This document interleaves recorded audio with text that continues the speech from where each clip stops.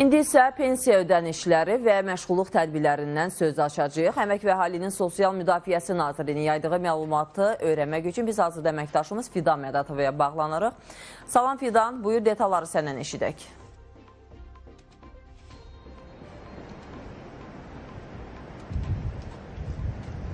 Salam, hər vaxtınız xeyir olsun. Bəli, Bakı və Sumqayıt şəhərləri, eyni zamanda Abşeron rayonu üzrə avqust ayının pensiya ödənişləri bugün artıq ödənilib. Bu barədə Əmək və Əhalinin Sosial Müdafiəsi Nazirliyi ilə rəsmi açıqlama verilib. Bildirilib ki, eyni zamanda Naxçıvan bölgəsi üzrə də ödənişlər yekunlaşıb. Yerdə qalan digər bölgələr üzrə isə ödənişlər, həmçinin güzəşti şərtlərlə pensiya hüququna malik şəxslərin avqust ayı üzrə pensiya ödənişləri isə qrafikə uyğun şəkildə həyata keçiriləcək. Və Əmək və Əhalinin Sosial Müdafiəsi Nazirliyinin daha bir açıqlaması da var.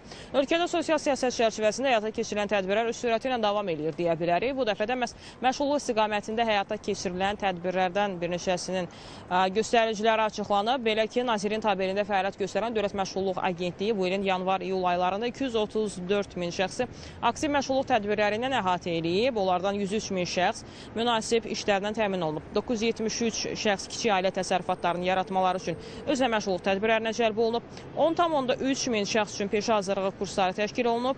119,7 min şəxsə isə peşə yönümlü xidmətlər göstərilib. Bir daha vurğulayırıq ki, mənim sizlə bölüşdüyüm informasiyalar Əmək və Əhalinin Sosial Müdafiəsi Nazirliyinin rəsmi açıqlamaları idi. Həm avqust ayı üzrə pensiya ödənişləri ilə bağlı, eyni zamanda həyata keçirilən məşğulluq tədbirləri ilə bağlı olan detallı şəkildə informasiyaları bölüşməyə çalışdıq. Bizdə məlumatlar bu qədər. Söz yenidən sizdədir.